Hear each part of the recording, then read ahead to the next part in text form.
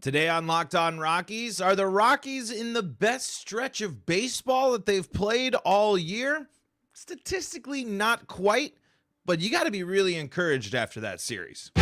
You are Locked On Rockies, your daily Colorado Rockies podcast, part of the Locked On Podcast Network, your team every day.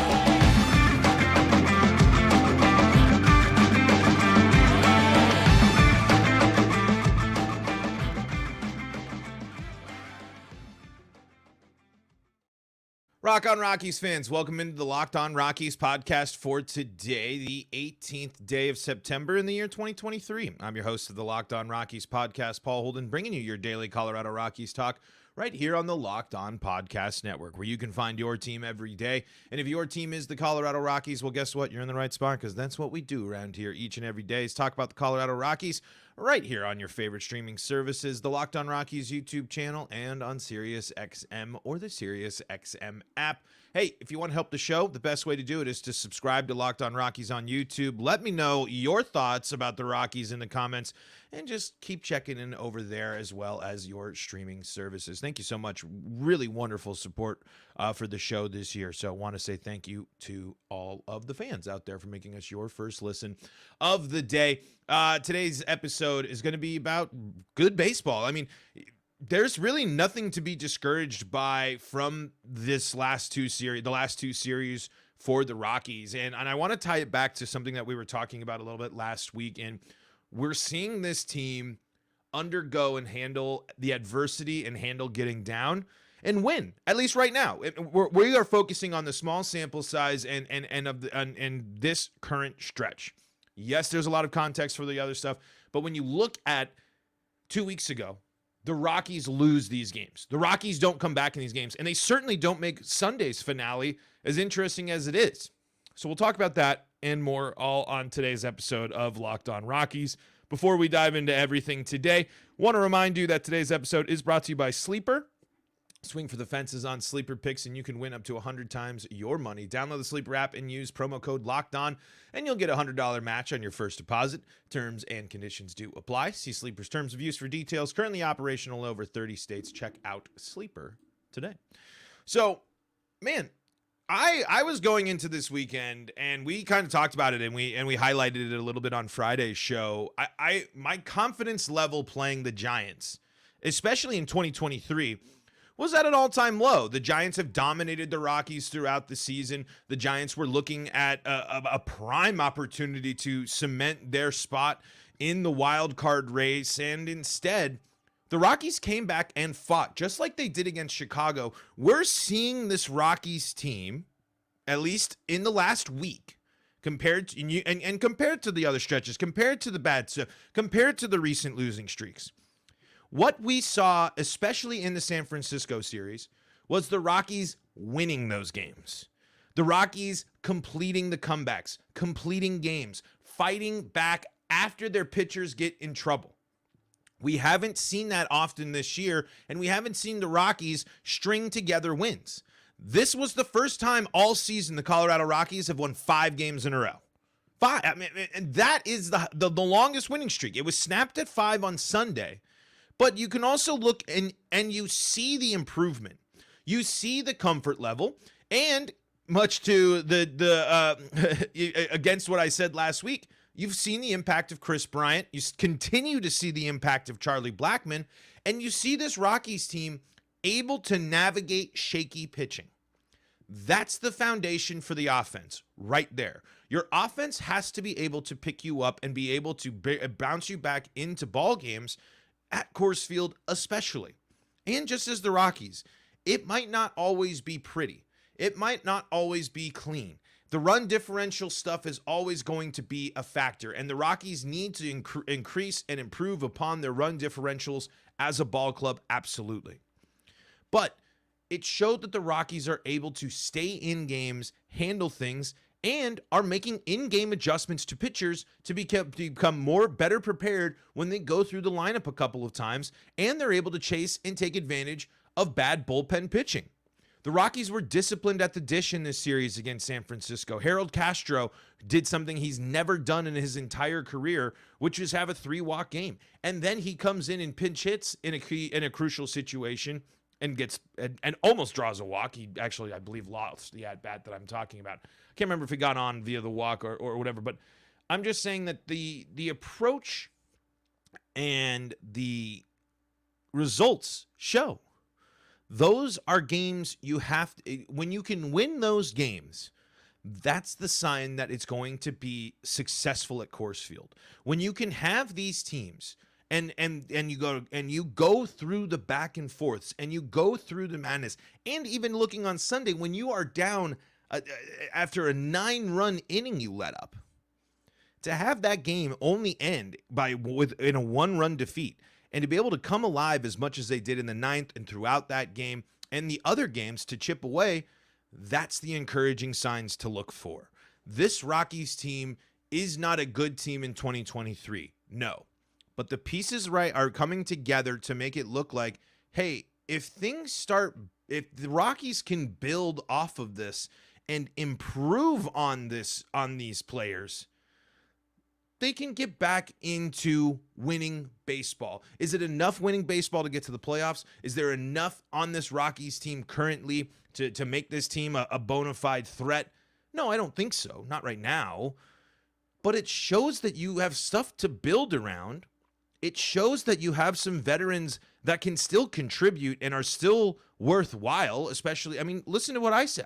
This is me full circle here, and I want to dive more into this a little bit. Talking last week about the question marks that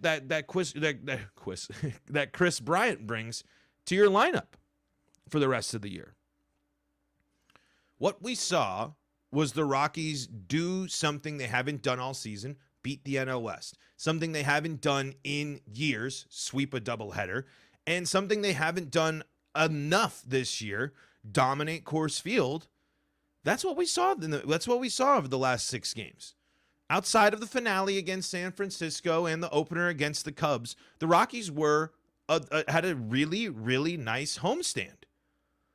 Going to win all but 2 of the games, and for both of the losses for the Rockies on this homestand to only be 1 run, especially in games that got out of hand, including that last one there against San Francisco. And then when you go back and you look here, the Cubs, kind of having that consistent offense and really were only beneficial of the Rockies bullpen still scuffling at that point because they got the 2 runs late. The Rockies were in a position to have back-to-back sweeps this weekend, and they have been in similar positions this year. So when we ask, is this the best stretch? It's not quite. The Rockies did, over a 10-game stretch, go 8-2. So the Rockies right now are still needing to put together a little bit more winning baseball for it to be considered the best stretch of the season. If you're looking at it just by wins and losses, and you're looking at it the most consistent winning run that the Rockies have had, it was back in May.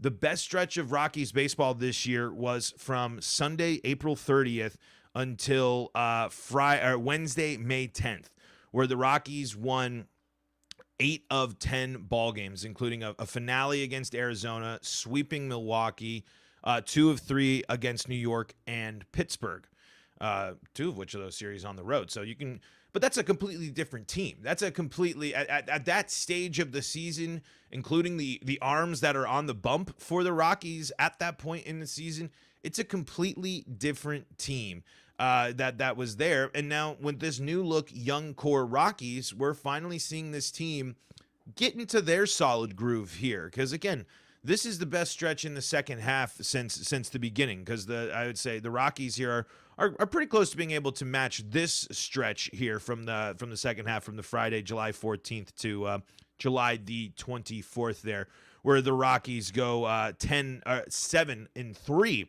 in that stretch, taking down New York, Houston, splitting with Houston, taking down Miami, and before losing a series to Washington. But what I really like about this stretch right now is it's the Rockies responding with a 5-game losing streak after a 5-game winning streak after a 5-game losing streak, which is great because a lot of the times the Rockies haven't been able to string together a lot of wins back to back. It's the best stretch that they've had easily since in months at this point. And it's coming at a time against teams in crucial parts of the season. The Rockies' difficulty of schedule definitely doesn't decrease, but now there's only one series with major implications on playoffs. I guess the Minnesota series at the end, but Los Angeles has already stamped their ticket. San Diego pretty much out of the picture here at this point. So the Rockies, led by these young guys, navigated the adversity, came back in multiple ball games, and flashed some success here down the stretch. And that's what we're looking for. That's what we're hoping for as 2023 goes down. We're looking to see good performances, especially from the offense, because when we're looking at starting pitching, especially now that Kyle Freeland is on the IL and his season is over, starting pitching for the next 2 weeks might as well just be a wash. Pitching in general for the Rockies might as well just be a wash. The biggest focus that you should have for the Rockies right now is watching these young guys, watching their ability to contribute, and watching their ability to navigate this rough and difficult stretch of not really having any of not elite starting pitching. And before, with the bullpen issues, navigating those. Now the Rockies have made an adjustment. They've made an adjustment from that difficult stretch, and now they're embarking on what could possibly be the best stretch of the season. If the Rockies continue to play well, and they've played well against the Padres, and if they can go out and continue this stretch on the road, there's nothing but things to be encouraged by to at this stretch. If they fizzle out and it's a stinker of the way to end the season, that's fine. But as the Rockies are now looking at their final road trip of the year, they can go in it with the mindset of, hey, we're gelling, we're moving, we're feeling pretty good. Let's ride this momentum and let's really mess up Chicago's standing there in the NL wild card, because the Cubs are going to be looking for revenge. So, I mean, I know we didn't talk enough or actually look into a lot of the numbers of players, but everyone contributed. The Rockies built lineups that still favored their young guys, and the Rockies bounced back after a game that was destined to be a blowout in the finale. So all in all, it's a win. It's exciting and it's encouraging what we saw in this last series. And they have to do a little bit more winning, but a few more wins and keeping this stretch going, Rockies could be playing their best ball all year to end the season, and you love to see that as well. I want to talk a little bit more about the return of Kris Bryant, because clearly I think I spoke too soon a little bit there before I got as critical as I did with Kris Bryant and being a factor in 2023, because you can't deny that Kris Bryant has had a significant impact in this stretch as well. Let's talk about that coming up here in segment number 2. But before we do that, got to tell you about our friends at Jase Medical. Modern medicine, medical care and treatment are important, but our global supply chains are fragile. Things like pandemics, natural disasters, and foreign travel may cut you off from the treatment you need. Jase Medical is your solution. Just fill out their online form, and one of Jase Medical's board-certified physicians will review it to determine whether medications are safe and appropriate. Then Jase will send your prescription to one of their partner pharmacies, where your order will be filled and mailed directly to your home. You can also send your physician a message for answers to treatment-related questions at any time. Everyone should be empowered to care for themselves and their loved ones during the unexpected. That's why Jase Medical offers the Jase case. Save more than $360 by getting these life-saving antibiotics with Jase Medical, plus an additional $20 off by using code LOCKEDON at checkout on jasemedical.com. That's JASE medical.com, jasemedical.com, using that promo code LOCKEDON. This is the Locked On Rockies podcast. We're free and streaming on your favorite streaming service, bringing you your daily Colorado Rockies talk right here on the Locked On Podcast Network, where you can find your team every day. You can also find us on the Locked On Rockies YouTube channel, where your subscription is the best way to help the show if you feel like supporting the lovely Locked On Rockies podcast. You can also find us on your favorite streaming services and SiriusXM and the SiriusXM app, where you can also find all your Colorado Rockies play-by-play action. Got to soak it all up. I know it's been a tough season, but I know us diehard Rockies fans get a little bummed when you don't have your nightly content basically all set up. But as the sports calendar will just keep on turning, because there's a lot of sports to be following in Colorado right now. And last week we discussed Kris Bryant, and we discussed the fact that he really brings a lot of question marks to this team right now. He's someone that will impact playing time for young guys. He's had the health issues. He hasn't been able to stay on the field. And there's been a lot of things where you look at it and you say, gosh, what was he doing? Or what's the plan? What are we doing with Kris Bryant? Well, Kris Bryant's come out and had an impact in his return to the lineup here. Since returning in this month here, he has batted .280 with a .333 OBP, a slugging of .560, and an OPS of .893. He's had a couple of home runs. He's driven in 7. He's had 7 hits there. Kris Bryant is still an impact player, and I don't think I said that enough. Where it's obvious that the Rockies are better with Kris Bryant in the lineup, and that's true. But what my biggest thing that I wanted to see, on top of hitting home runs, which we saw a couple of, and extra base hits instead of just putting the ball in play. I'm glad that he does that. I'm glad that he can consistently do that. But I've been looking to see him be a little bit more of that RBI threat, which he highlighted in this series, I think, pretty well. Not as great as it could have been, but he, in that San Francisco series, he had hits in 2 of the 3 ball games. He was a pinch hitter. He didn't have a full game of at-bats there in the finale, but in 2 out of 3 games against San Francisco, he was critical, and he had big moments there against his former team as well, having a hit in every single one of those ball games, hitting in 4 of the 6 games that he is 4 of the 7 games that he has played. Actually, no, that is 5 of the 7 games that he has played. He has hits in. He clearly can contribute. He clearly can do so. I was just worried of the blocking of the young guys. But the Rockies opened up the lineup and still can put the young guys in there. Hunter Goodman's obviously going to have the impact, but he's kind of cooling off a little bit outside of hitting his first home run on Sunday. Shout-outs to him. As long as they can keep getting the right guys playing time, as long as Montero is going to be in the lineup every day, as long as Nolan Jones is in the lineup every day, as long as Hunter Goodman is in the lineup almost every day, then it's going to be okay, because Kris Bryant helps make all of them better. And when you stack it on top of a Charlie Blackmon, swinging the bat pretty well, these two are the right vets to have, especially as the Rockies are kind of being a little bit more, are going to Austin Wynns a little bit more here towards the end of the season. Elias Diaz is certainly still playing and certainly a factor there, but it looks like Elias Diaz is going to be catching or not playing. And same with Austin Wynns. You're not going to make Austin Wynns your DH ever. So that was another little factor we didn't talk too much about, was the Elias Diaz factor in there for DHing.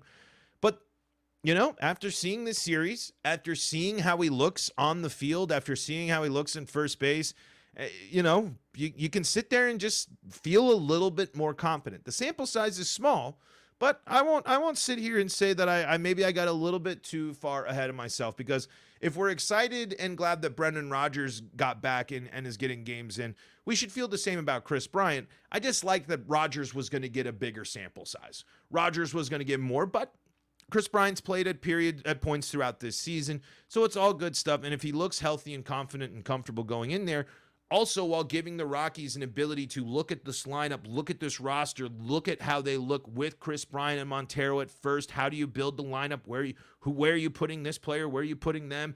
Boom, boom, boom. They're able to figure it out a little bit more and give you a little bit more of an understanding of Kris Bryant's role. I think it's pretty safe to say, if we see Kris Bryant only playing first base throughout the rest of the season, the plan next year is Kris Bryant ain't touching the outfield. him and Montero are going to be the rotating first basemen, with one of them being the DH, and Nolan Jones, Brenton Doyle, and then Charlie Blackmon will be out there. I mean, Charlie Blackmon will get it, and then there's other things you can do. You're going to have off days. You're going to have to figure it out, and there's still going to be ways you're not gonna be able to play everybody, because Chris Bryant still takes a slot in the lineup. But I think the Rockies are going to be able to play the right players enough, as long as it's just, with the Rockies' history, it's the consistency of not letting guys have their moments and having their time to adjust and be in the major leagues. And they're doing, and enough of the prominent young guys, outside of probably Hunter Goodman right now, because he's still young, his call-up is still relatively new. The Rockies are doing a better job of that for the most part this year, at least for the major prospects. But you're going to have to continue to navigate that situation going forward, especially as you continue to look to add another outfielder into the mix here soon, depending on the development of Zach Veen and down the line. But I think the one thing I just wanted to take a moment and emphasize here, as we were critical last week, is Chris Bryant still has the ability to impact on the field. Chris Bryant is still a leader on this team. Chris Bryant is, when in the lineup, does make the Rockies better. The idea of last week's most of the conversation was, in a season that's lost, does that matter? And in this series, in the back-to-back series, it has mattered. Chris Bryant has been a difference maker now in back-to-back series, and has helped the Rockies, like we talked about in segment number 1, go experience one of their best stretches of the season. And he is someone that can certainly still contribute. And I'm glad to see the Rockies still going young with the lineups and such. So I just wanted to bring that back up after the weekend, and bring that up after noticing that, hey, that guy's still pretty good.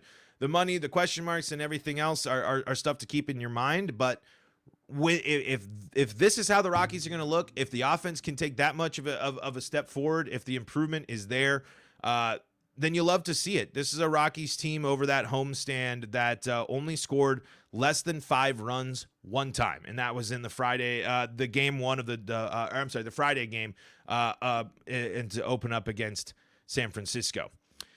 In all those games where the Rockies scored more than 5 runs, outside of, one of them, Chris Bryant had a hit in those ball games. He was so clearly someone that can be an impact when it comes to it. And like we said, 7 runs batted in that, it's in the return. Key runs at key moments from a player that knows that can handle the key moments of games. So had to give my props, had to give my flowers, had to give the shout outs to KB after we had the episode with a lot of question marks last week. Let's take a look at the National League wild card, because the Rockies have really shaken things up now, and they have another opportunity to do so after this season. And they have an interesting look at the division for the American League to finish things off, as the Minnesota Twins are certainly not, they got to win their division.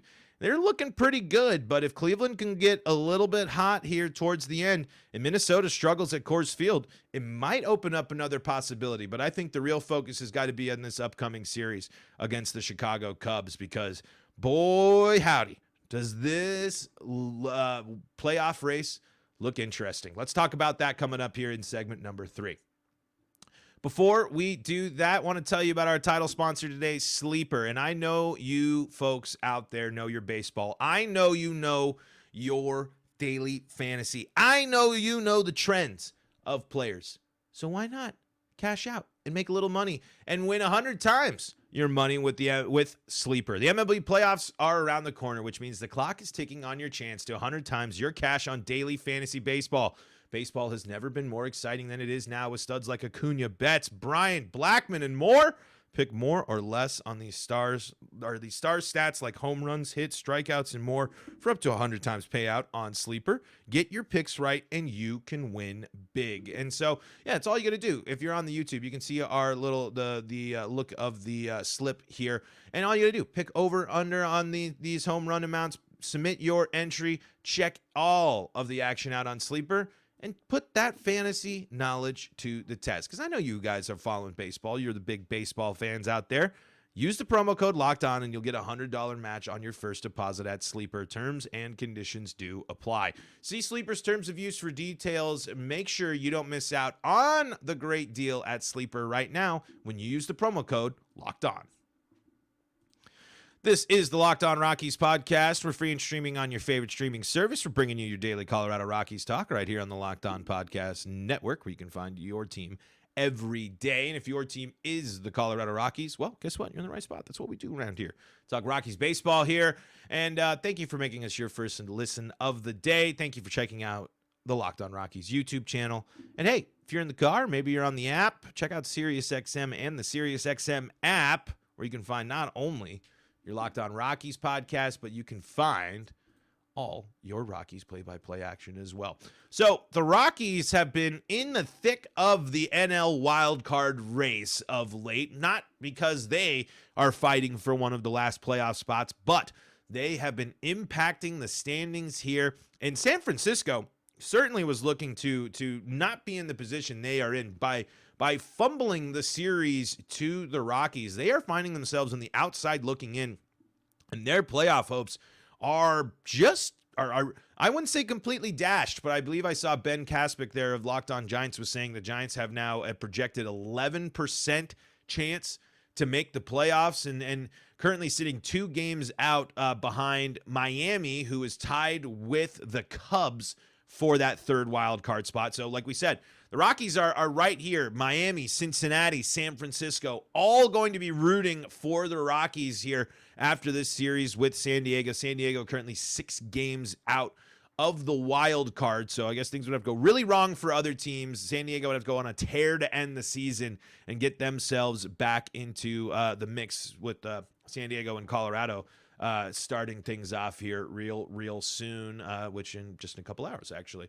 So the wild card race is going to be really interesting here because, man, Philly is only at 81 wins here. Arizona at 79, and then Chicago and Miami at 78. Cincinnati on the outside looking in, I believe because of win percentage. Yep, win percentage there. They also have 78 wins. So this is a total mess. And Chicago, again, they'd be sitting a little bit prettier. They'd be sitting a little bit higher if they didn't drop 2 of 3. They are currently in the midst of a 5-game losing streak. 5-game losing streak there for the Cubs, and that's going to be we'll see if they can snap it and get things back in order here against Pittsburgh before the Rockies come to town. But certainly an opportunity to knock both Chicago and San Francisco out of the playoffs, and hey, that'd feel pretty good. Why not? I mean, me personally, I'd love to see Cincinnati, Miami make it more than those teams. Cincinnati, Miami, Arizona, I think those are all fun teams. I can't lie. I mean, I think there's the whole Cubs and everything, but the Cubs have built a fun team. They have built an interesting team. They certainly were not trying to be out of the conversation for too long, and fighting for a wild card spot here in the last couple weeks of the season certainly shows that they have put together a good roster. I mean, they hey, you pick a guy that was really good for the Dodgers and bring him on over there, and what's he do? He's still really good. Crazy. I know. Weird.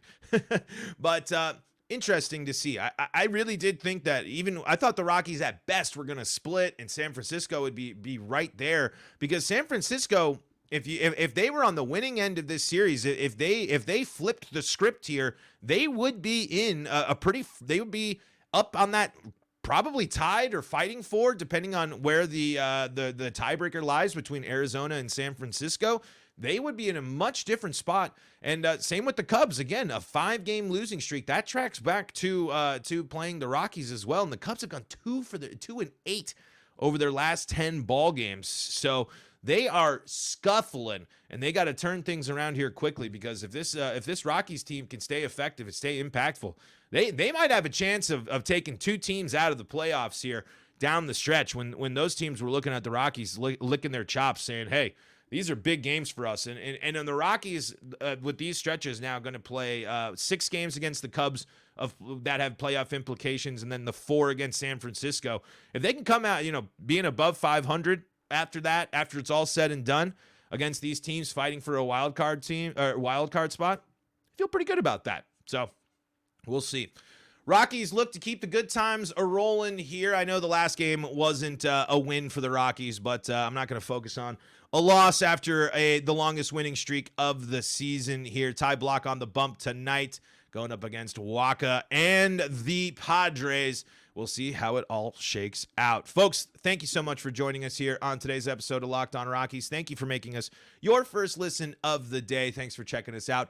Go check out the Locked On Broncos, Avalanche, Nuggets, and Buffs podcast as they got you covered in a wild, wild time for Colorado sports. Until next time, this is Paul Holden saying so long from the Locked On Rockies podcast.